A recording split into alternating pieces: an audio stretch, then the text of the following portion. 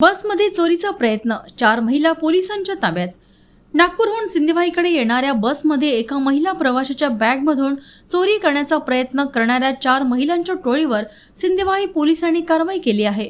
प्रवाशांच्या सतर्कतेमुळे आणि पोलिसांनी दाखविलेल्या तत्परतेमुळे या गुन्ह्याचा छडा लागला असून पोलिसांनी 4ही संशयित महिलांना ताब्यात घेतले आहे।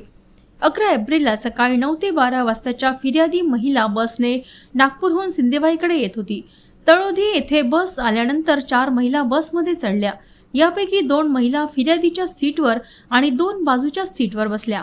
सिंदेवाही बस स्थानक जवळ येताच एका महिलेने अत्यंत संशयास्पदरित्या फिर्यादीच्या सीट खाली असलेल्या बॅगची चेन उघडण्याचा प्रयत्न केला। हा प्रकार लक्षात येताच फिर्यादीने इतर प्रवाशांच्या मदतीने तातडीने पोलिसांना पाचारण केले। सिंदेवाही पोलिसांनी बस स्थानकावरच 4ही महिलांना ताब्यात घेतले। प्राथमिक चौकशीत त्यांनी चोरीच्या उद्देशानेच बॅगची चेन उघडल्याची कबुली दिली आहे। या प्रकरणी पोलिसांनी गुन्हा दाखल केला आहे। ठाणेदार कांचन पांडे याच्या मार्गदर्शनाखाली पुढील तपास सुरू आहे।